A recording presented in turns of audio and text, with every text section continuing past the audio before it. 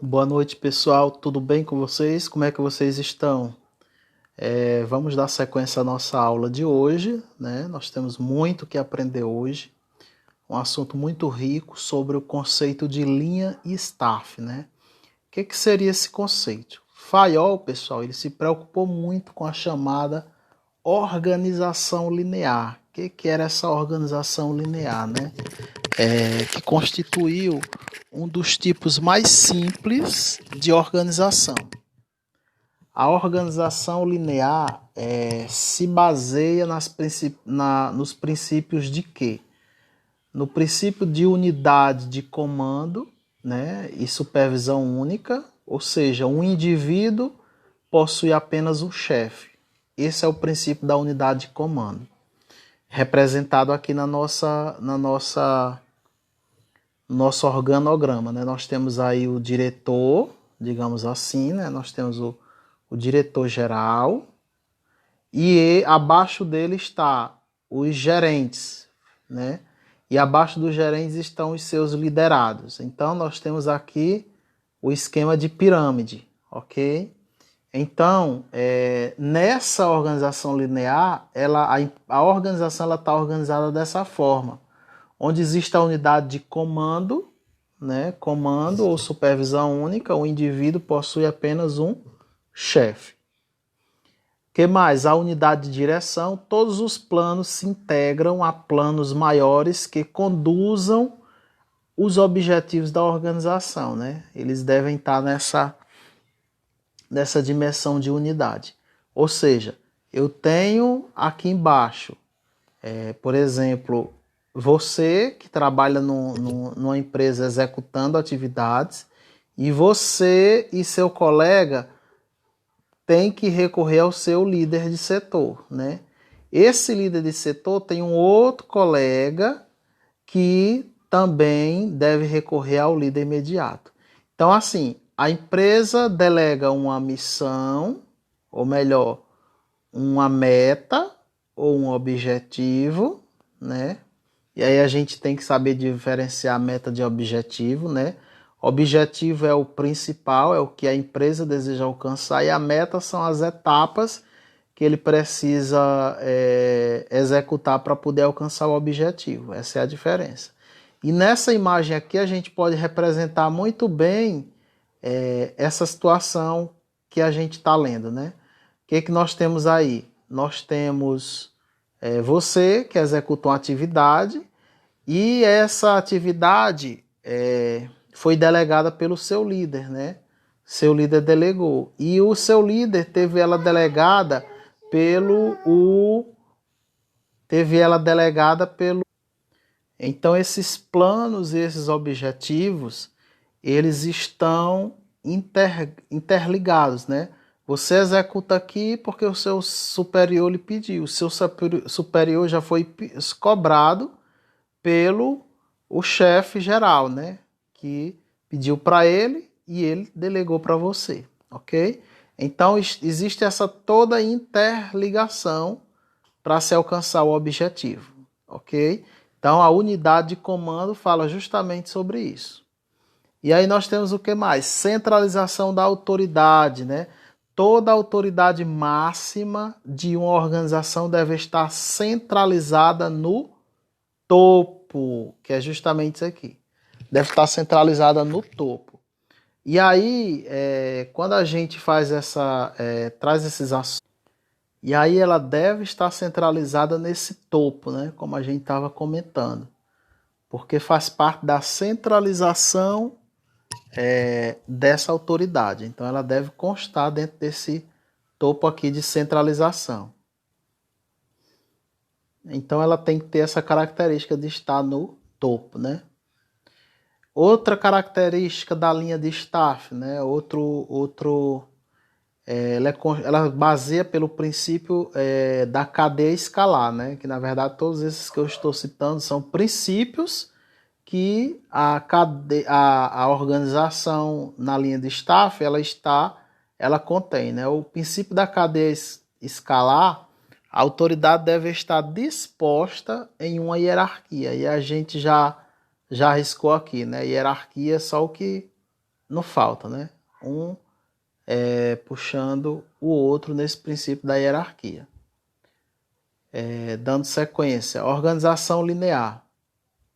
Essa organização linear, ela apresenta uma forma piramidal, que é como a gente já tinha repassado aqui. Está numa pirâmide, né? Nela ocorre a supervisão linear, né? Baseada na unidade de comando e que é o oposto à supervisão funcional de Taylor, né? Aquilo que Taylor dizia, ele é o oposto. Na organização linear, por que o oposto do que Taylor dizia, né? Voltando aqui sobre essa questão de supervisão, né? O oposto do que Taylor dizia. O Taylor, ele desenvolveu a administração nesse sentido, né? Vamos que a pirâmide ela seja aqui, né? Aqui você tem o operacional, aqui eu tenho o tático e aqui eu tenho o estratégico, o pensante, né? O topo da pirâmide. Quando a gente volta para Taylor, o que Taylor fez? Taylor estudou dessa forma aqui. Ele estudou os operários do chão de fábrica, né, para entender como que funcionava, para depois ir para os cargos de gerente, né, e depois de direção, que é os estratégicos.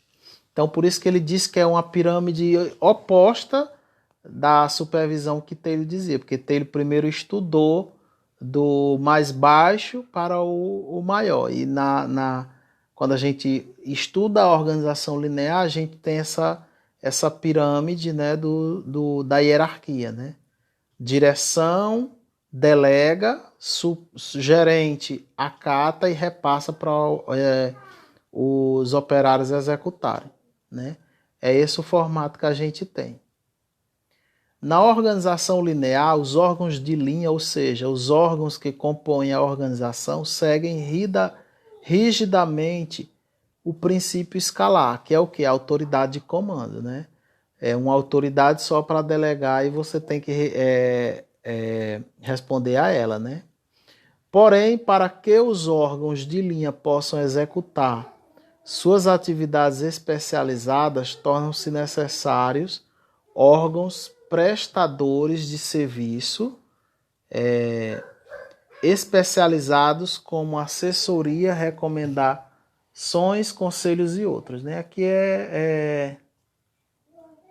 para executar essas atividades especiais, você vai ter que recorrer às especialistas, né? Assessoria e com licença. E toda essa parte para poder dar sequência.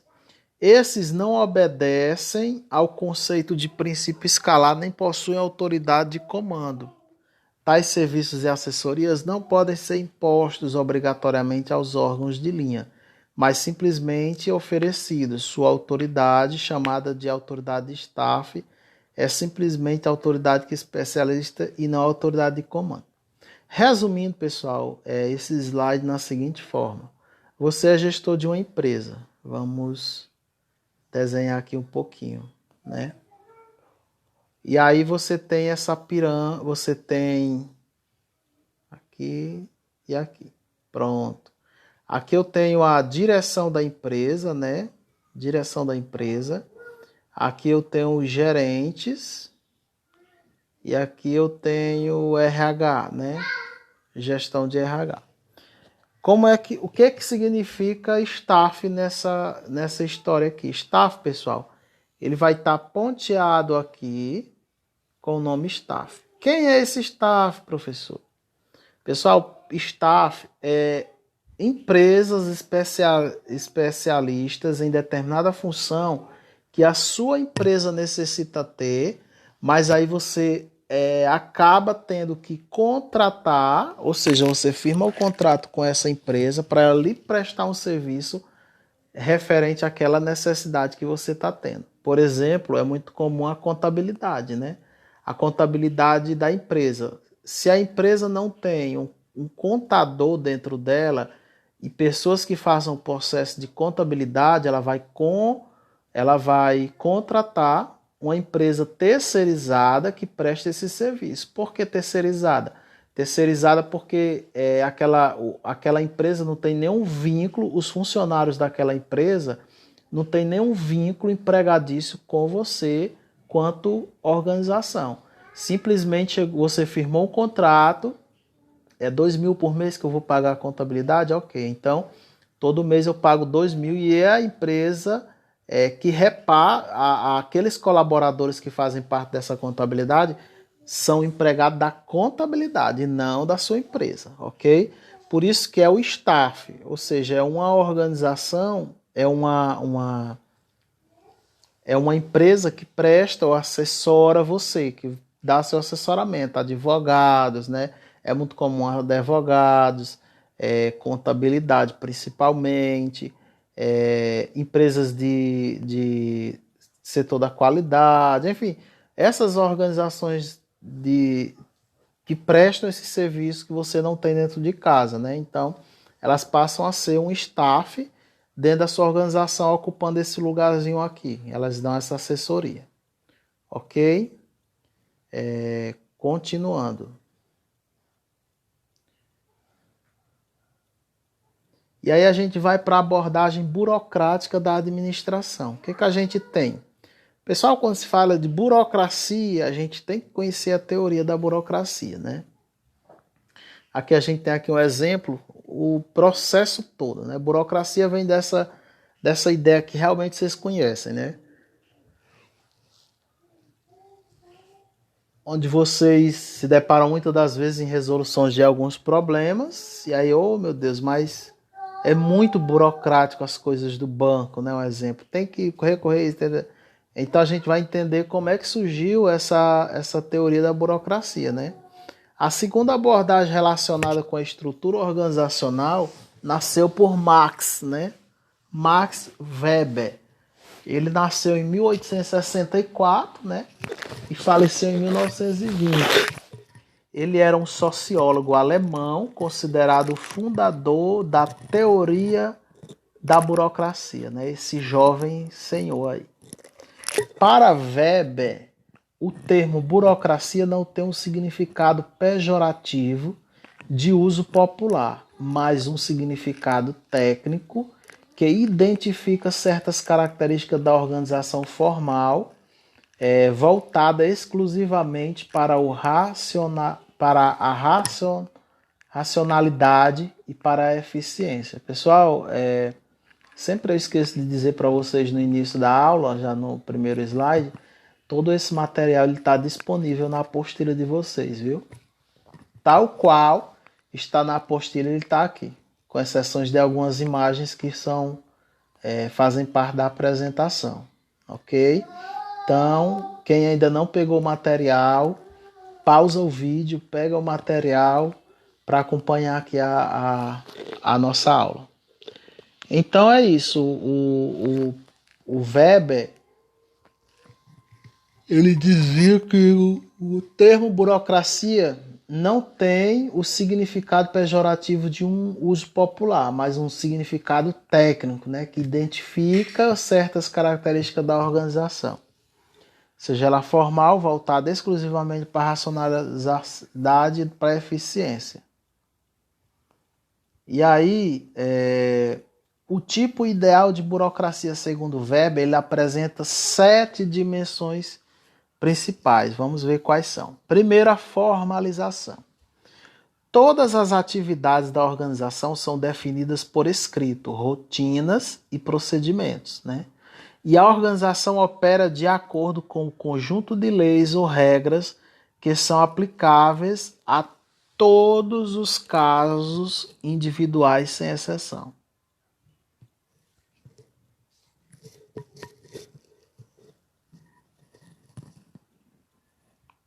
Voltando, pessoal. O primeiro é o princípio da formalização, depois divisão do trabalho. Cada participante tem um cargo ou posição definidos com esfera específica de competência, né? Com deveres oficiais, atribuições estritamente especificadas e delimitadas. Princípio da hierarquia. A burocracia se apresenta em uma hierarquia bem definida de autoridade. Cada funcionário é submetido a ordens impessoais que guiam as suas ações de modo a assegurar sua obediência. Cada função mais baixa está sob controle e supervisão da mais alta, assegurando unidade de controle. Cada funcionário tem apenas um único chefe. Daí o formato de estrutura piramidal da burocracia, né? É o que ele dizia sobre o princípio da hierarquia. Aí nós temos a impessoalidade. O funcionário ideal desempenha de maneira impessoal no relacionamento com outros ocupantes de cargo, né? Impessoalidade. Você não deixa que a interferência porque você é colega ou amigo ou parente do seu colega. Pessoal, hoje eu estou com abre misericórdia. Vamos continuar. A burocracia enfatiza os cargos e não as pessoas que os ocupam, pois as pessoas entram e saem da organização, mas os cargos permanecem para garantir sua continuidade e perpetuação. Então, o que é que ele dizia? Que a burocracia ela enfatizava os cargos e não as pessoas. Ela focava em documentar, né, em deixar tudo registrado, porque se a pessoa saísse, a empresa daria continuidade, porque teria por escrito essas obrigações, essas atividades do colaborador. Quando eu entro, ainda continuando os 7, nós vamos para a competência técnica, né? A seleção e escolha dos participantes é baseada na competência técnica e qualificação profissionais dos candidatos e não em preferência de ordem pessoal. Daí a utilização de testes e concursos para preenchimento de cargos para promoções. A burocracia ele privilegia de modo eminente o mérito, né?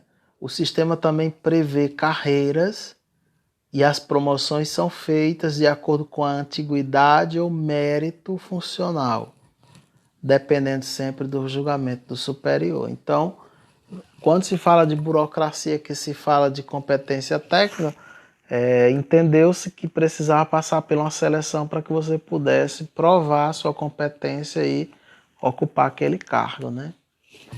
Continuando. Separação entre propriedade e administração. Os recursos utilizados pela organização burocrática para a execução de suas tarefas não são propriamente propriedade dos burocratas, né? A administração está separada da prosperidade dos meios de produção, pois o gerente ou o burocrata não é necessariamente o dono da organização ou seus meios de produção, mas o profissional especializado a sua administração, né? Questão da separação entre o que é propriedade e o que é da administração. Daí o gradativo afastamento do capitalista da gestão do seu próprio negócio e a pulverização do capital através das sociedades anônimas, né? E o sétimo e último princípio, baseado em Weber, é profissionalização do funcionário. Os funcionários da burocracia são profissionais, pois são especialistas em fase a divisão de trabalhos, né? São associados, assalariados de acordo com as suas funções ou posição hierárquica. Seus cargos constituem a sua principal atividade dentro da organização. São nomeados pelo superior imediato, seus mandatos são por tempo indeterminado, né? e segue carreira dentro da organização e não possuem a propriedade, a gente está enganchado, dos meios de produção e da organização. Então, esse slide ele traz justamente toda essa parte com relação aos princípios da burocracia do Weber.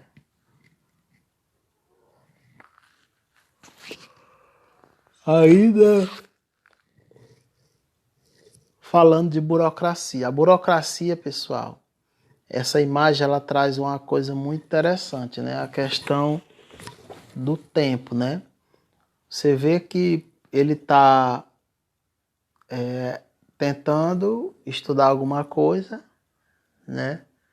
Do registro, tentando registrar e atrás já tem uma imensa fila de pessoas aguardando para ser atendida. Então ele tem que fazer com que os procedimentos, que aí dentro desses procedimentos vai estar a própria questão, vai estar a própria questão da lentidão, né? Porque a burocracia ela vai, infelizmente, fazer com que o processo se torne mais lento por conta de tudo que é solicitado para poder provar a identidade de quem está solicitando. Ok? Então, o que a gente tem aqui? As causas das disfunções residem basicamente no fato de que a burocracia não leva em conta a variabilidade do ser humano. Todavia, é inegável a importância das burocracias na sociedade moderna, né?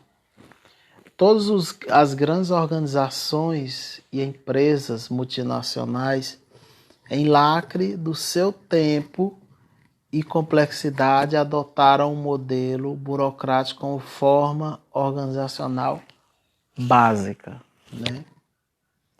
Que mais? Apesar de todas as suas limitações e desvantagens, a burocracia ainda é inquestionavelmente o menos pior, né?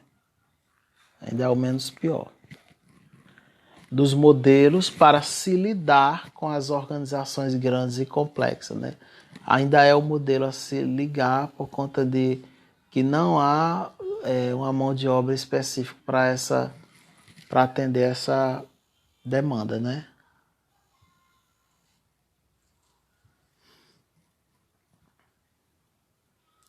Os caminhos das consequências previstas e imprevistas na burocracia. Burocracia, exigências de controle, né? Consequências prévias, quando se exige controle, né? Maior eficiência. Consequências imprevistas de disfunção da burocracia, ineficiência, né? Quando você sabe o que é para fazer isso, está muito claro na sua mente e você deseja fazer, isso aí torna com que ela se torne mais eficiente, né? Continuando.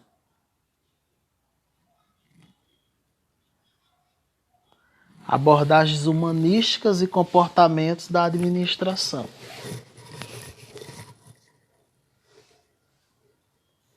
Relações interpessoais e intergrupais, né, pessoal? Assunto muito importante.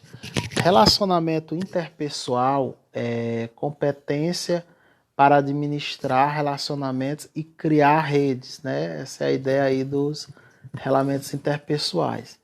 Capacidade de encontrar pontos em comum e cultivar afinidades envolve habilidade de comunicação e compreensão, né? Ele diz aí que exige essa necessidade de compreender e fazer, né?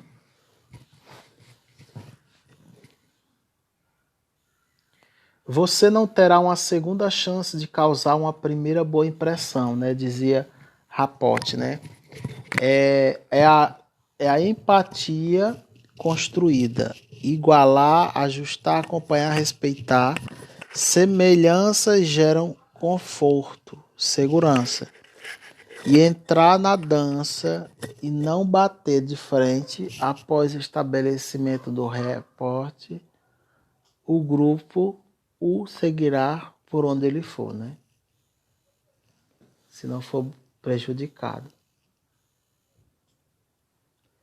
Cada funcionário é a imagem viva da empresa. Isso aqui é muito importante, pessoal.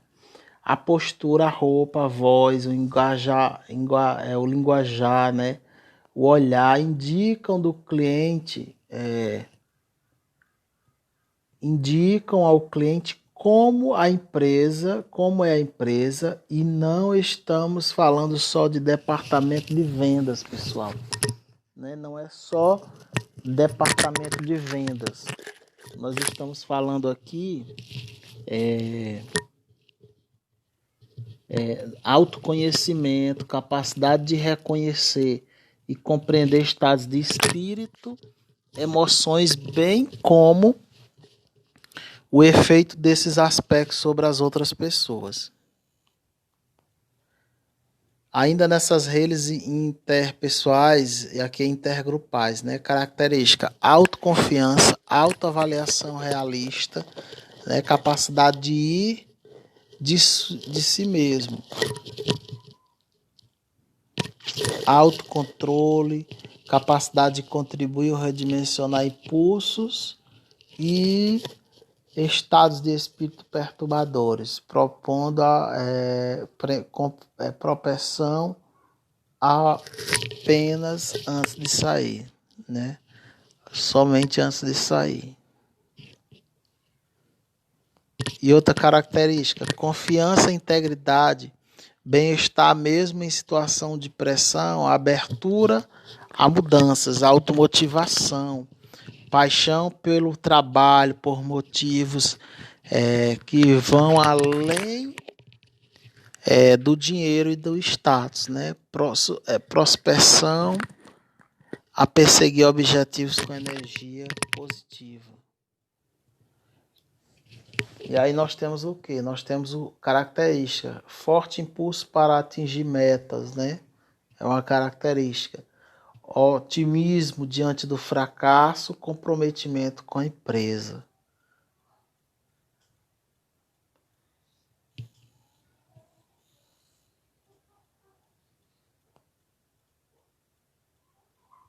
E aí, continuando, os 10 mandamentos do relacionamento interpessoal. Quais são esses 10 mandamentos, né? Primeiro, respeitar o próximo como ser humano, né? É igual o primeiro mandamento da Bíblia, né? Amarás o teu Deus de todo o teu coração. Então, os 10 mandamentos do relacionamento interpessoal é respeitar o próximo como ser humano, saber ouvir e deixar falar, muito importante. Controlar as reações agressivas, né? Tem que ter esse controle. Respeitar as lideranças. Procurar conhecer melhor os membros do seu grupo. Evitar tomar a responsabilidade atribuída a outro, né?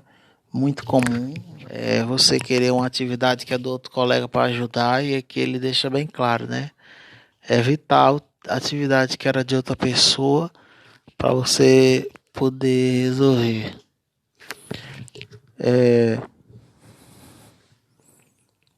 Que mais? Procurar a causa das suas antipatias, né? É importante esse autoconhecer-se, né? Você procurar entender porque você está antipático, né? Porque você está reagindo daquela forma.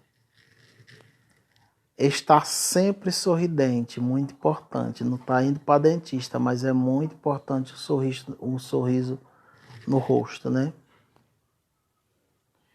E a penúltima, definir bem o sentido das palavras para evitar mal-entendidos, né?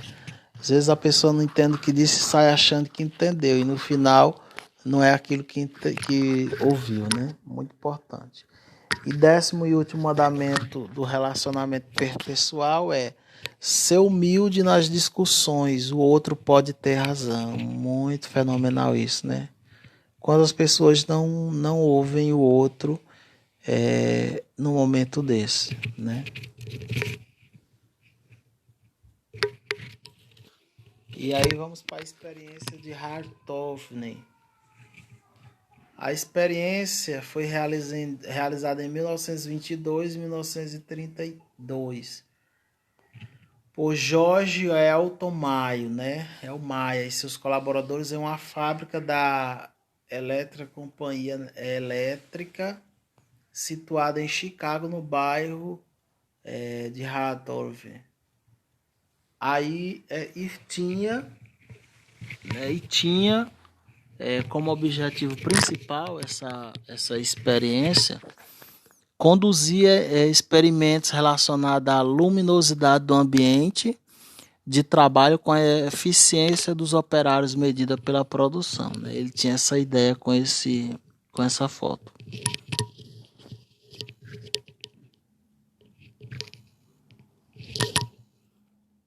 E aí nessa imagem aqui nós temos a experiência da fábrica, né? Uma imagem real da época, como que eram as fábricas, né? Com os principais resultados, a pesquisa logo se estendeu ao estudo da fadiga, dos acidentes de trabalho, da rotação do pessoal, né? E do efeito das condições físicas. Das condições físicas de trabalho sobre a produtividade dos operários. Foi verificado pelos pesquisadores que os resultados na experiência eram prejudicados por variáveis de natureza psicológica, né? Eles estavam invadindo esse mundo. A partir daí, eles tentaram eliminar ou neutralizar o fator psicológico, então estranho, impertinente, motivo pelo qual a experiência se prolongou até 1932, né, quando foi suspensa devido à crise de 1929. A fábrica de Westing já desenvolvia uma política de pessoal, né? Tá só dando um probleminha, mas vai dar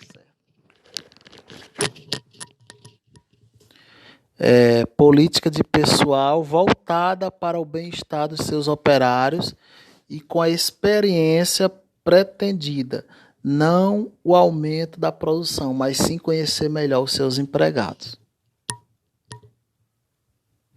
E aí na teoria da motivação de Maslow, né? Muito importante isso aqui vocês conhecerem mesmo. O que a gente tem? Abraham Maslow, ele foi um psicólogo norte-americano, né? Nasceu em 1º de abril, dia da mentira, de 1908, e faleceu no dia 8/6 de 1970, né? O Maslow, ele é muito conhecido pela sua teoria. Vamos continuar. Maslow, ele procurou compreender e explicar o que energiza, dirige e sustenta o comportamento humano. Para ele, o comportamento é motivado por necessidade, o que ele chamava de quê? Deu o nome de necessidades fundamentais, né? Ele deu esse nome. Tais necessidades são baseados em 2 agrupamentos, deficiência e crescimento. A necessidade e deficiência são as fisiológicas, as de segurança, de afeto e as de autoestima, né? Enquanto que as relacionadas a crescimento são aquelas relacionadas ao autodesenvolvimento, autorrealização dos seres humanos. Esse seria o ideal para essa situação, ok? E aí nós temos aqui a pirâmide de Maslow, muito, muito importante a gente conhecer. Pirâmide das necessidades. Eu vou ter aqui de um lado satisfação do trabalho e satisfação do trabalho.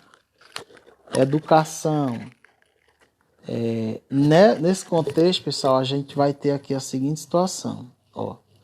Nós temos aqui o topo da pirâmide. Essa primeira aqui, ela tem que ser realizada para mim dar sequência às demais. Por quê? Porque na pirâmide das necessidades de Maslow, a fisiológica é a que fala mais alto. Por quê? Porque imagina que você precisa realizar um trabalho e você está com fome.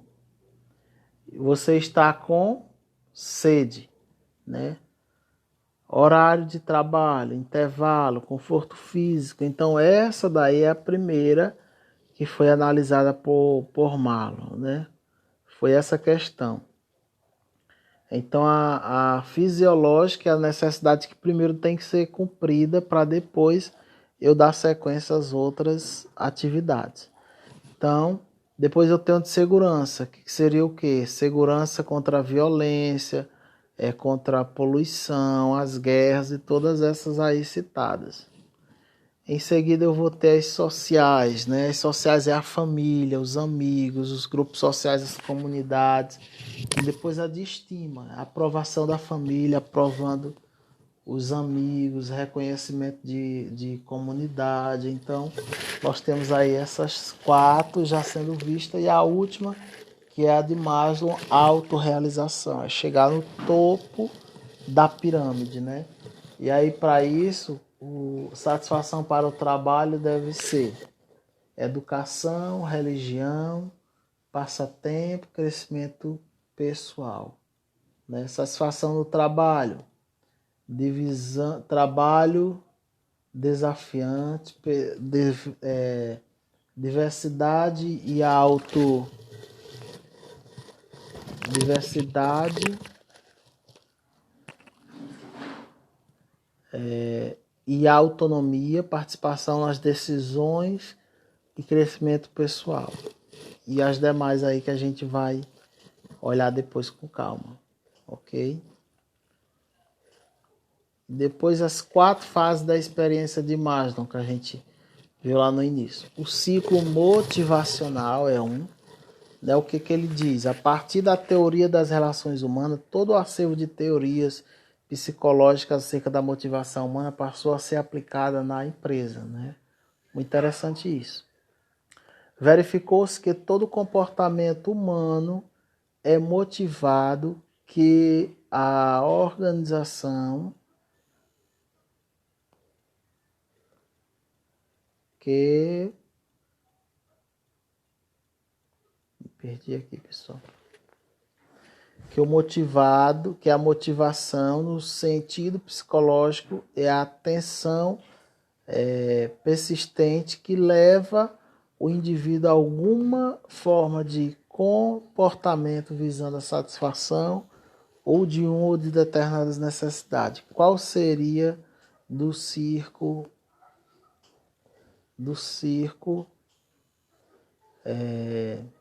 motivacional, né? Frustração e compensação. Toda necessidade na satisfação,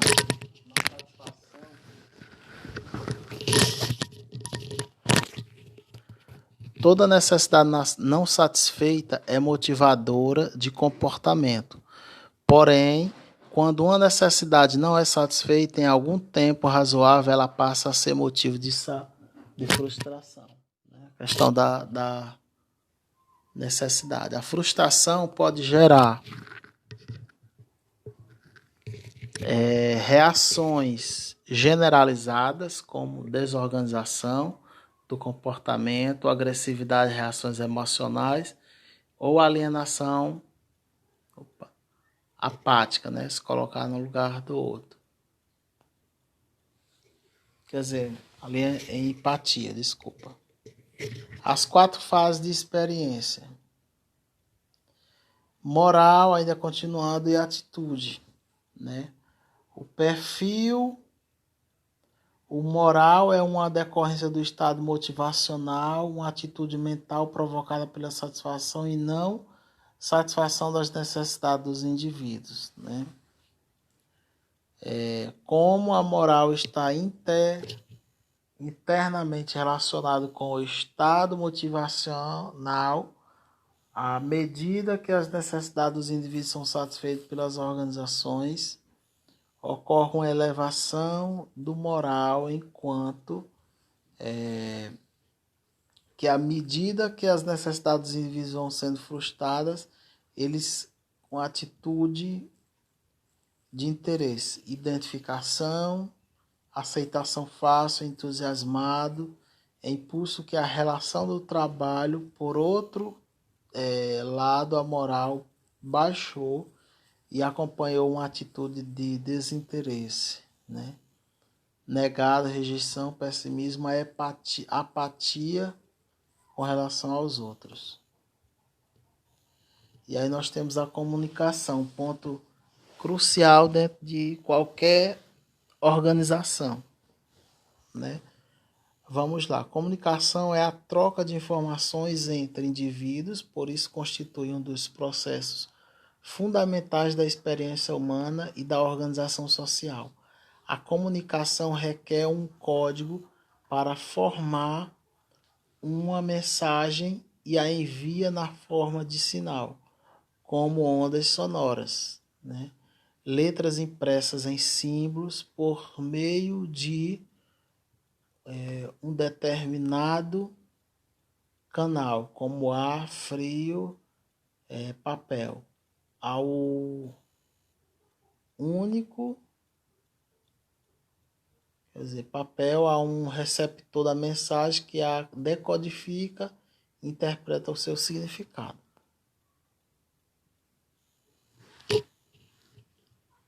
Os dois propósitos principais da comunicação. Quais são os dois propósitos principais da comunicação? A comunicação é uma atividade administrativa que tem dois propósitos principais: proporcionar informação, a compreensão necessária para que as pessoas possam conduzir-se às suas tarefas, né? A outra, proporcionar as atitudes necessárias que promovam motivação, cooperação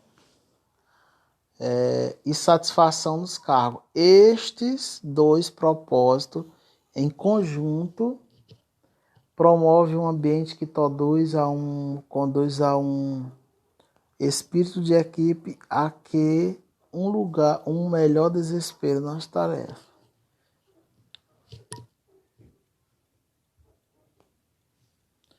Organização formal versus informal, pessoal. Aqui era para trazer só informal, mas aí eu achei por bem acrescentar aqui um conceito de uma organização formal, porque vocês não vão ter no livro, né? Vocês vão ter a informal.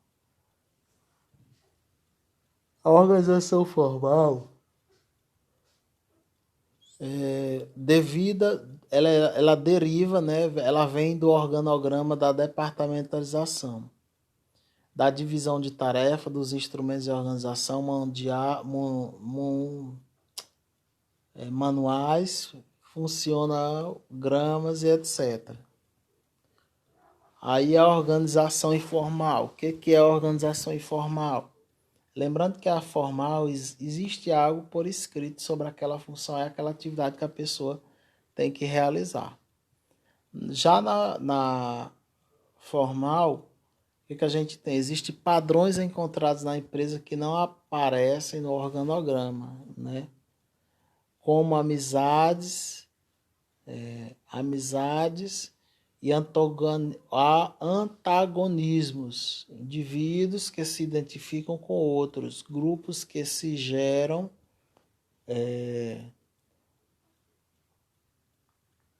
que se afastam de outros em uma grande variedade de relacionamentos. E aí você pode rever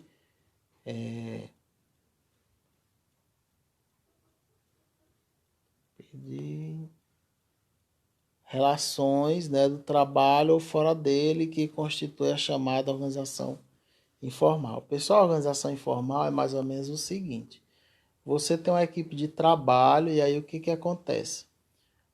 Vazou uma informação que só você sabia porque a pessoa lhe passou e pediu o segredo.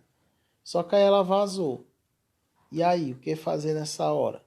Como trazer de volta para que essa pessoa possa ser atendida, né? Já entendendo que houve esse mal entendido aí com relação à contratação. Então, na informal, essa pessoa, como eu ia dizer, o que ela faz? Você dentro daquele grupo, você se depara com pessoas que reclamam de alguma coisa assim, não, é melhor você fazer assim, se você fizer assim vai dar certo também, eles não vão ligar mesmo. E aí ficam com essa coisa, essa pessoa ela influencia o pessoal da sua equipe a fazer conforme ela é. Por quê? Porque ela é a cabeça de uma organização informal, né? Que não fala nada para não se comprometer, mas induz os demais a falar através desses procedimentos. Ok? Continuando.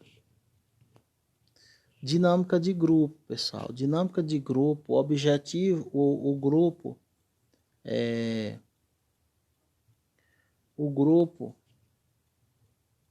não é apenas um conjunto de pessoas. O grupo é um certo número de pessoas que se interagem umas com as outras e que se percebem psicologicamente como membro de um grupo, né? Os membros, os melhores de um grupo comunicam entre si de maneira direta e face a face. Razão pela qual cada um membro influencia e é influenciado pelos outros membros do grupo. O grupo apresenta das seguintes características. Quais são elas? Um objetivo comum, né? Os grupos eles têm um objetivo comum. O que mais que eles têm? Uma estrutura dinâmica de comunicação, uma coesão interna, né? Essas são as características de um grupo. O modelo japonês de administração.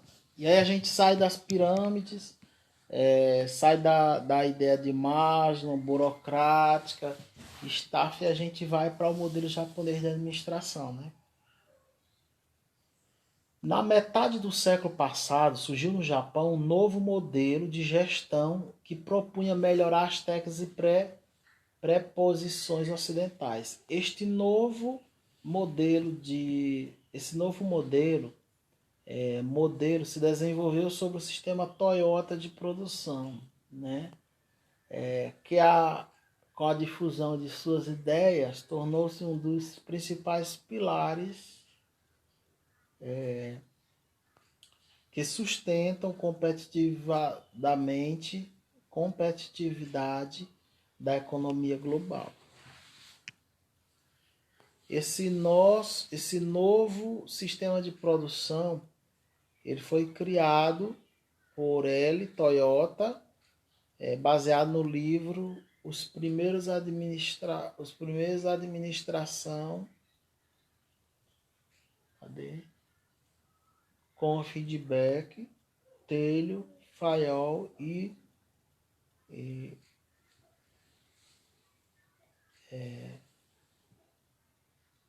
Frederico, né? Desculpa, pessoal. Frederico Telho, Henry Ford e a cultura japonesa.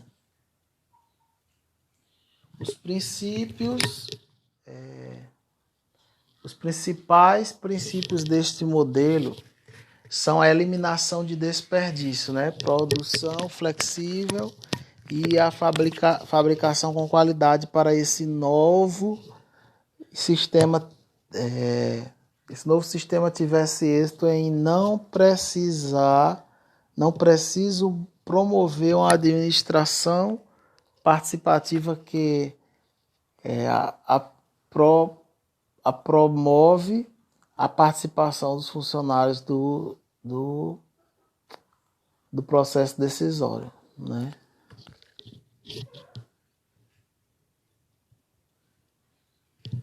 E a gente vem continuar para o modelo Toyota de produção. O que a gente tinha nesse modelo? O sistema Toyota de produção foi concedido quando Eli, Toyota, Shai e Honro visitaram a Ford nos Estados Unidos e concluíram que o modelo de produção continua na Ford era na realidade um modelo os fabricantes, né? Ele fala, os fabricantes me perdi novamente. Os visitantes observam que existem fábricas gigantescas, muito material em estoque, espaços vazios e pessoas com tarefas limitadas, né? O sistema Toyota de produção tem como elemento básico o sistema de produção, né, elaboração por Ford. Porém, os japoneses tornaram-se mais racional e econômico, e para com isso o foco passou a ser a eliminação do desperdício, ou seja, eliminar tudo aquilo que agrega valor ao produto, né? Que não agrega valor ao produto. Por esse motivo que existe tipo de sistema e produção e conexão com o sistema forte.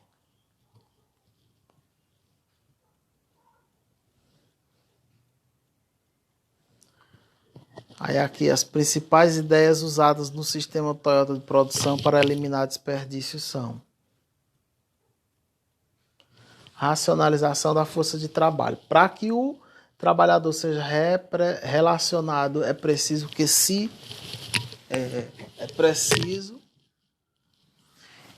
trabalhe em equipe. O líder deve trabalhar com a equipe ao mesmo tempo que a coordena o grupo, e que a equipe tem a tarefa de fazer pequenas manutenções em equipamentos, conserto de baixa complexidade, e devem auxiliar no controle da qualidade. Just in time. O modelo bem na hora procura reduzir ao mínimo, né, os estoques, e tem como objetivo fazer com que os materiais sejam apresentados, sejam empregados, no momento exato em que vão ser utilizados na linha de produção. É um sistema que utiliza um cartão chamado de Kanban para registrar a movimentação de maiorias onde cada entrega é rápida.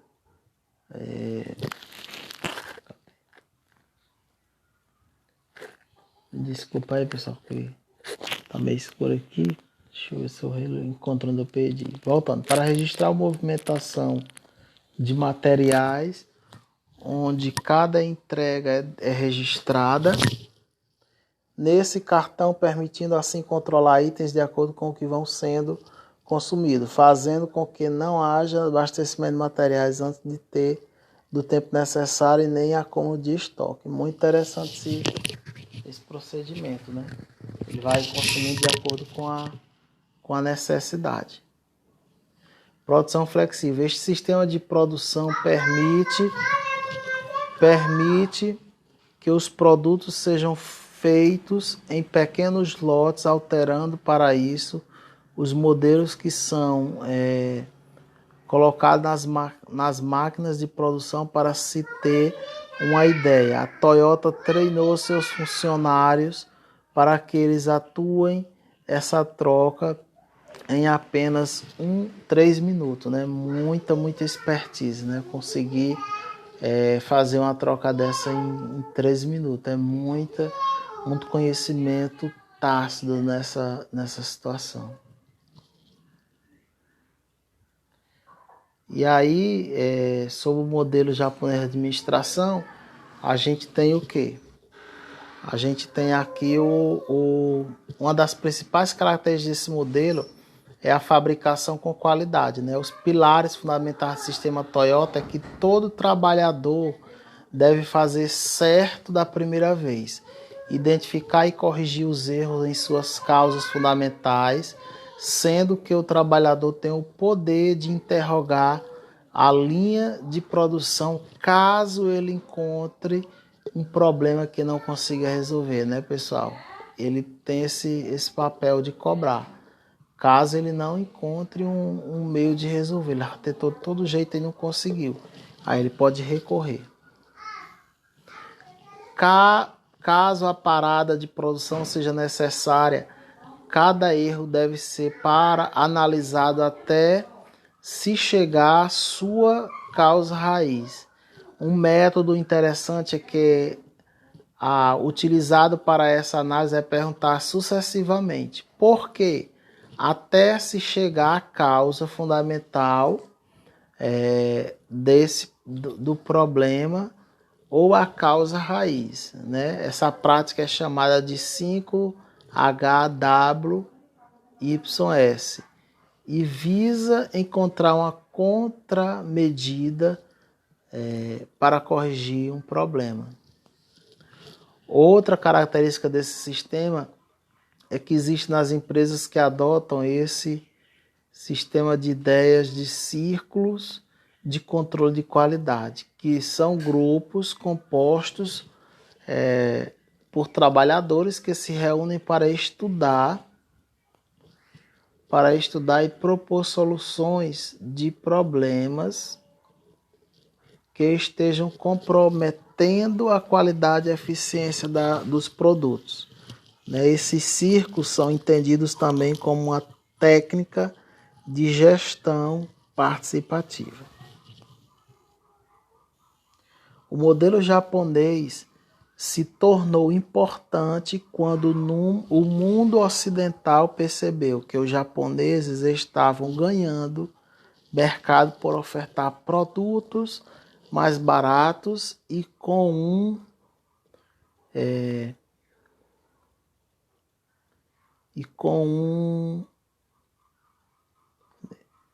uma maior qualidade, né?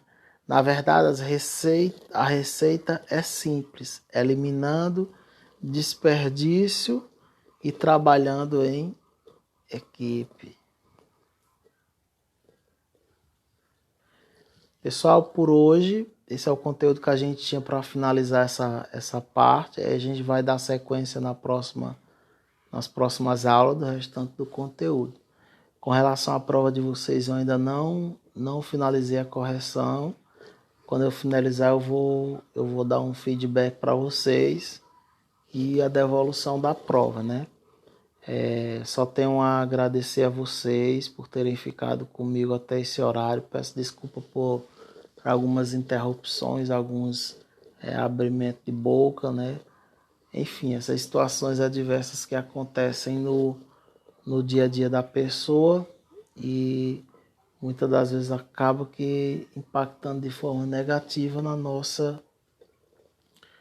nossas atividades, não é isso? Então, pessoal, a gente queria só avisar para vocês que a gente está na penúltima semana de aula. Na próxima semana a gente já vai finalizar com a avaliação, né? E depois correção. Vou ver direitinho como é que a gente organiza o planejamento. Hoje eu trouxe bastante conteúdo para a gente não perder nada do que está dentro da nossa programação, né? Tudo que a gente havia planejado acontecer para essa disciplina, a gente está se esforçando ao máximo para poder trazer conhecimento para vocês. Geralmente essa etapa, como a aula de hoje, é muita teoria mesmo, né? Muito conteúdo teórico que a gente vai realmente precisar ler, reler, assistir, reassistir para poder absorver aquilo que é mais importante, como os objetivos, né? As interpretações que foram feitas por outros autores renomeados. É importante frisar essa situação. A gente pode encontrar diversos autores, mas renomeado é muito pouco, né? E no demais, só saudar vocês, agradecendo pelo empenho que vocês têm tido, pela paciência, né, com que vocês têm se comportado, né? E nós vamos para frente, vamos finalizar a nossa disciplina, vermos tudo que a gente tem para ver e vamos finalizar esse curso, né? Se Deus quiser. Eu agradeço a todos, tenham uma boa noite.